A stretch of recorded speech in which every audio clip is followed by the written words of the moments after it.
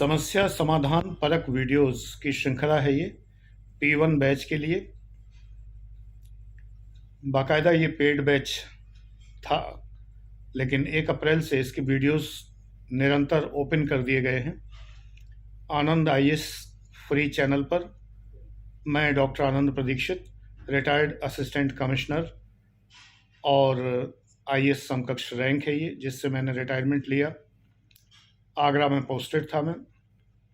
इसके पहले मुरादाबाद में ट्रेजरी ऑफिसर था 1983 से 86 तक। 4 बार PCS में सिलेक्शन है मेरा। एक्स प्रोफेसर हूँ और बहुत कुछ हूँ जो आप लोग जानते हैं। यानी आपके लिए आपके दादा या नाना के समान मैं हमेशा से रहा हूँ, इसलिए मैं अपने को बहुत कुछ मानता हूँ, क्योंकि ये रिश्ता बहुत मजबूत है। डांट लेता हूँ, 4 सुना भी देता हूँ, कोई बात नहीं है, चलता है। बच्चे हो, कभी कभी डांट भी पड़ जाती है। तो आज की जो समस्या है वो ऑप्शनल सिलेक्शन की समस्या है। पहले भी इस पर वीडियोस में जिक्र किया है, लेकिन ये डेडिकेटेड श्रृंखला है वीडियोस की, जिसमें समस्या परक वीडियोस और समाधान परक वीडियोस हैं, यानी समस्या पर आधारित और समाधान पर आधारित, जिससे कि तुम्हें व्हाट्सएप ना करना पड़े और मैं तुम्हें यही समस्या का समाधान कर दूं। निश्चिंत रहिए, इस प्लेलिस्ट के जब वीडियोस आप देखेंगे, ये एक प्लेलिस्ट है प्रॉब्लम सॉल्विंग वीडियोस, तो इस प्लेलिस्ट के वीडियोस देखने के बाद आपकी कोई प्रॉब्लम रह नहीं जाएगी। ये बात 100% गारंटीड है। बेटा, समस्याएं समाधान स्वयं करनी पड़ेंगी। मैं रास्ता दिखाने वाला हूं, मार्ग दिखा सकता हूं, रास्ते पर चलना आपको ही पड़ेगा। IAS PCS के एग्ज़ाम्स में, UPSC और स्टेट PCS के एग्ज़ाम्स में मेंस परीक्षा में एक ऑप्शनल होता है, यानी एक विषय आपको लेना होता है। नियम कोई नहीं है कि कौन सा विषय आप लें। सामान्यतया जो विषय आपका अच्छे से पढ़ा हुआ हो, यानी ग्रेजुएशन में हो कोई विषय, या आपने PG किया हो, या आपको बहुत पसंद हो, वो विषय लेना चाहिए। लेकिन इसके अलावा एक नई बात यह है कि विषय वो लेना चाहिए जो GS का बोझ हल्का करे, यानी GS में जो बोझ हल्का करे। इस वीडियो में मैं केवल पब्लिक एडमिनिस्ट्रेशन की बात नहीं करूंगा, इसलिए पूरा वीडियो ध्यान से देख लीजिए। बहुत सारे विषयों पर मैं डिस्कस करूंगा, लेकिन उसके पहले ये बताऊंगा कि ऑप्शनल सब्जेक्ट में स्केलिंग होती है। स्केलिंग का मतलब है जितने नंबर आपको मिलते हैं, उन नंबरों में कुछ नंबर या तो ऐड कर दिए जाते हैं बराबरी लाने के लिए, स्केल करने के लिए, या कुछ नंबर काट लिए जाते हैं। जैसे एक छात्र ने मैथमेटिक्स लिया और एक ने सोशलॉजी लिया, दोनों ने अगर इक्वल, हालांकि इसका कोई मापन नहीं है, कोई पैमाना नहीं है, लेकिन दोनों इक्वली इंटेलिजेंट हैं, इक्वल लेवल पर मेहनत की है दोनों ने, और दोनों ने आंसर राइटिंग की है। लेकिन मैथमेटिक्स वाले को 99% नंबर, 100% नंबर तक मिल सकते हैं, सोशलॉजी वाले को कभी 100% नंबर नहीं मिलेंगे। तो एक पैमाना ये होता है कि मैथमेटिक्स में मैक्सिमम नंबर कितने मिल सकते हैं, 100, और सोशलॉजी वाले को मैक्सिमम नंबर कितने मिल सकते हैं, मान लीजिए 80%, तो सोशलॉजी वाले को 20 नंबर एक्स्ट्रा दिए जाएंगे। हालांकि ये मैं रफ बता रहा हूँ, एग्जैक्ट फार्मूले तो अलग हैं जो किसी ने रिवील नहीं किए हैं, लोक सेवा आयोग ने जारी नहीं किए हैं। MP PCS एक फार्मूला जारी करता है कि स्केलिंग का फार्मूला ये है, लेकिन बाकी कोई स्टेट PCS ये फार्मूला जारी नहीं करता कि किस तरह से स्केलिंग होती है। मैं जो बता रहा हूँ एक रफ आइडिया बता रहा हूँ कि इस तरह होती है। तो 20 नंबर हो गए सोशलॉजी के प्लस के। फॉर एग्जांपल, मान लीजिए पब्लिक एडमिनिस्ट्रेशन में आपको 85 तक मिल सकते हैं, और मैथमेटिक्स को आइडियल लिया जाता है जिसमें 100 में 100 तक मिल सकते हैं। तो पब्लिक एड में 15 नंबर सबके जोड़े जाएंगे। अगर आपको 55 नंबर मिले हैं तो 70 हो जाएंगे आपके। मैंने मार्कशीट्स देखी हैं, हुए नंबर बढ़ते हैं। लेकिन केवल एक ही क्राइटेरिया नहीं है। अब मान लीजिए हिस्ट्री को लेने वाले बहुत ज़्यादा हैं, सपोज़ करिए कि जितने छात्र बैठे हैं उनमें एक ज़माना था ऐसा कि उनमें 60% लोग इतिहास ले रहे हैं ऑप्शनल, बाकी 40% में बाकी सारे सब्जेक्ट हैं। तो इसका मतलब इतिहास लेने वाले सेलेक्ट होने की संभावना ज़्यादा है। तो प्रोबेबिलिटी थ्योरी के अनुसार उनकी संभावना 60 की है, बाकी की 40 की है। तो बाकी सब्जेक्ट, मान लो एक सब्जेक्ट है जिसे कुल मिला के 10% लोगों ने लिया है और हिस्ट्री को 60% लोगों ने लिया है, तो उनकी हिस्ट्री वालों की संभावना नेचुरली 6 हो गई और उनकी संभावना 10 रह गई, 10/100 रह गई, उनकी 60/100 है। इसके डिफरेंस के आधार पर भी नंबर बढ़ाए जाते हैं कि अगर कोई हिस्ट्री लेगा तो उसके इतने नंबर हैं, लेकिन अगर कोई, मतलब हिस्ट्री का मतलब जो सब्जेक्ट सबसे ज़्यादा कोई ले रहा है, सपोज कर लो सबसे ज़्यादा लोग हिस्ट्री ले रहे हो, तो हिस्ट्री की स्केलिंग नेगेटिव हो जाएगी, यानी हिस्ट्री लेने वाले के नंबर कुछ घटा दिए जाएंगे। जैसे हमने अभी बताया था कि मैथमेटिक्स ले रहे हैं और सोशलॉजी ले रहे हैं, तो दो तरीके की स्केलिंग है, या तो मैथमेटिक्स वालों को 100 में 100 दिए जाएं और बाकी लोगों के नंबर 20-20 बढ़ाए जाएं, या मैथमेटिक्स वालों के 10 कम कर दिए जाएं और बाकी के 10 बढ़ा दिए जाएं। स्केलिंग इसी तरह होती है। मैथ्स वालों के, फिजिक्स वालों के, केमिस्ट्री वालों के, जूलॉजी, बॉटनी इत्यादि, इनकी स्केलिंग होती है। सबसे हाईएस्ट नेगेटिव स्केलिंग मैथमेटिक्स की होती है। जैसे मान लो 20 नंबर कम करके बराबरी पे ले आए, बाकी सब्जेक्ट के 10-15% नंबर ऊपर करके बराबरी पे ले आए। इस तरह से स्केलिंग की जाती है। दूसरा तरीका ये है, दूसरा स्केलिंग का फार्मूला ये है कि जिस सब्जेक्ट को ज़्यादा लोग लेते हैं उसमें नेगेटिव स्केलिंग की जाती है, जिसे कम लोग लेते हैं उसकी पॉजिटिव स्केलिंग की जाती है। अब तीसरा फार्मूला ये लगता है कि मान लीजिए किसी साल में पब्लिक एडमिनिस्ट्रेशन का पेपर बहुत टफ आया, हिस्ट्री का बहुत आसान आया, तो हिस्ट्री के नंबर कम किए जाएंगे, पब्लिक एड के बढ़ाए जाएंगे, क्योंकि वो पेपर बहुत टफ है।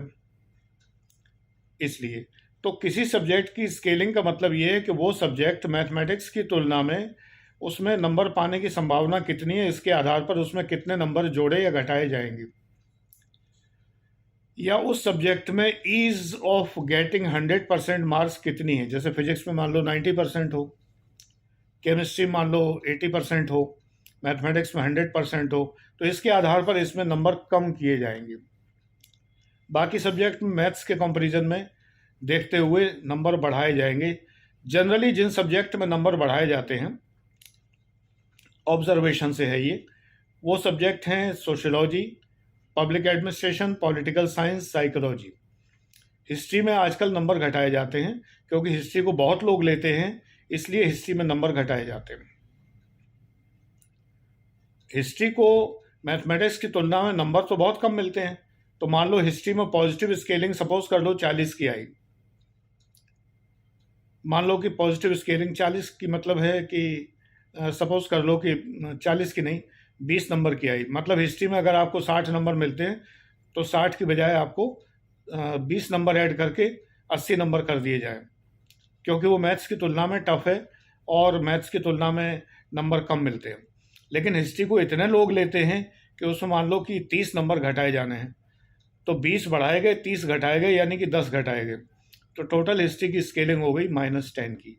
अब अगर ये फार्मूले अभी समझ में ना आए हो तो कोई चिंता ना करो, जो हमने बताया वो समझ लो कि आर्ट्स के कुछ सब्जेक्ट ऐसे हैं जिनमें नंबर बढ़ाए जाते हैं।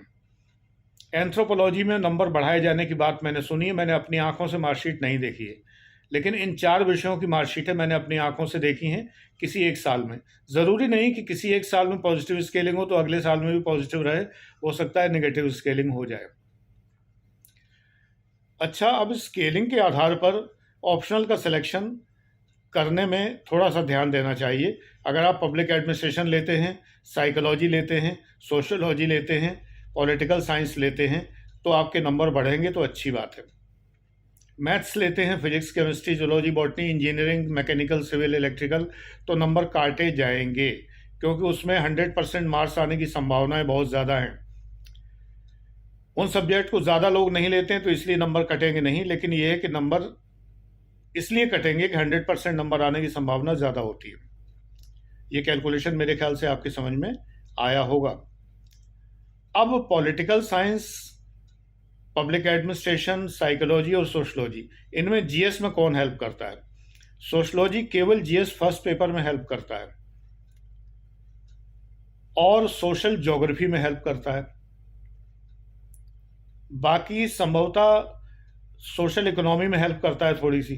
प्रिलिमिनरी में जो इकोनॉमिक्स का सिलेबस है वो एक्चुअली सोशल इकोनॉमी है, तो उसमें थोड़ा हेल्प करता है। लेकिन पब्लिक एडमिनिस्ट्रेशन जीएस के फर्स्ट, सेकंड, थर्ड और फोर्थ पेपर तो पूरा पब्लिक एडमिनिस्ट्रेशन है, उसमें हेल्प करता है, इंटरव्यू में हेल्प करता है और आपको जनरल चिंतन में हेल्प करता है। देखिए, आपका इतिहास, जो इतिहास है आपका विषय, वो क्या है? भूत है, यानी कि पास्ट है। वर्तमान क्या है आपका? वर्तमान है पॉलिटिकल साइंस और सोशियोलॉजी, यानी वर्तमान में आप चारों ओर जो देख रहे हैं, समाज में रह रहे हैं और राजनीति से साक्षात्कार करते हैं। तो राजनीति और समाजशास्त्र आपका वर्तमान है और आपका भविष्य क्या है? पब्लिक एडमिनिस्ट्रेशन, यानी आपको करना क्या है फ्यूचर में? प्रशासन करना है। तो जो करना है उसमें इंटरेस्ट बहुत ज़्यादा आता है, पब्लिक एडमिनिस्ट्रेशन पढ़ने में बहुत रुचि आती है, इसलिए पब्लिक एडमिनिस्ट्रेशन बेहतर है। स्केलिंग पॉजिटिव है, सिलेबस में बहुत हेल्प करता है, नंबर बहुत अच्छे मिलते हैं, सारी बातें ठीक हैं। ये बात अलग है कोचिंग्स में लोगों को पढ़ाना नहीं आता, वो एक बहाना कर देते हैं कि हिंदी में किताबें नहीं हैं। हिंदी में पब्लिक एडमिनिस्ट्रेशन की एम लक्ष्मीकांत की किताब है, बीएल फड़िया की किताब है, 2 किताबें, भारत का प्रशासन और लोक प्रशासन। इसके अलावा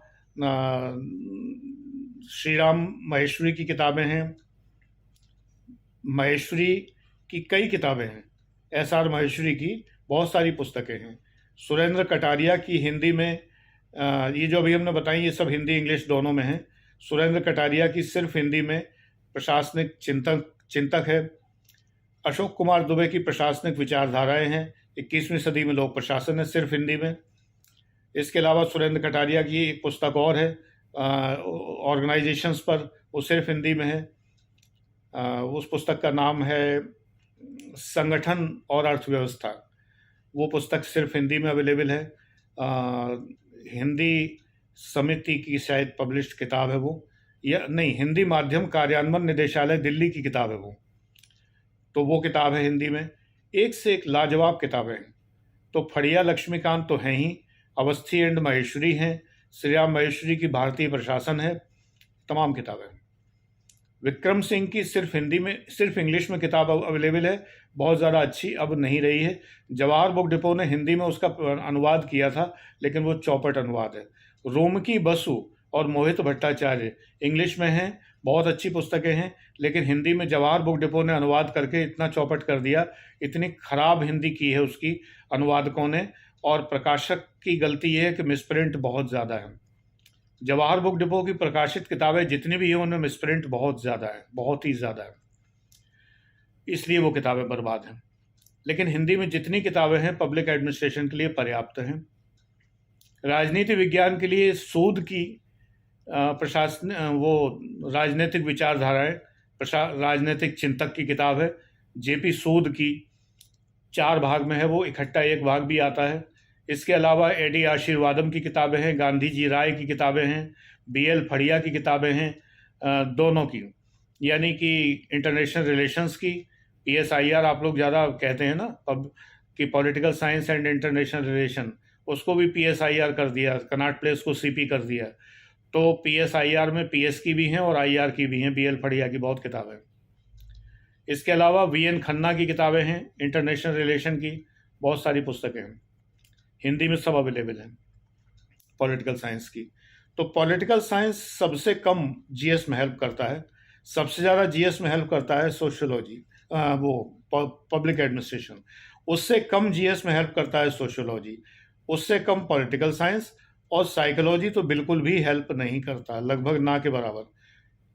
हाँ, पढ़ने से ज्ञान अब होता है वो अलग बात है, ज्ञान तो हर विषय से होता है आप जो भी पढ़ेंगे उससे ज्ञान होगा, लेकिन बहुत कम हेल्प करता है। तो ऑप्शनल सिलेक्शन में ये बातें ध्यान रखिए। हिंदी साहित्य विशुद्ध रूप से बहुत अच्छा सब्जेक्ट है, लेकिन तभी चूज़ करिए अगर आपको हिंदी अच्छे से आती हो और हिंदी अच्छी लिखना आता हो, हिंदी अच्छे से आप कर सकते हो। तो हिंदी साहित्य तभी ऑप्ट करिए। इंजीनियरिंग के विषयों की, मैनेजमेंट के विषय की या मेडिकल साइंस की मैं राय बिल्कुल नहीं देता। आपकी इच्छा है, आप लेना चाहें, आपकी इच्छा है। ऑप्शनल पर ये केवल मेरी राय है, कोई बाइंडिंग नहीं है। अगर मेरी राय से आपको लगे कि आपका सिलेक्शन नहीं हो पाएगा, इसके लिए जिम्मेदार मैं नहीं हूँ। ये केवल राय है। वीडियोस में जितना भी समस्या समाधान है तो वो केवल राय दी जाती है। मानना न मानना, इसके हानि लाभ, ये सब आपके ऊपर है और आप ही इसके लिए जिम्मेदार होंगे। अच्छे से आंखें कान खोल कर चुनिए विषय और सेलेक्ट होइए, निकल जाइए। भगवान को धन्यवाद दीजिए कि आप सेलेक्ट हो गए। Thank you.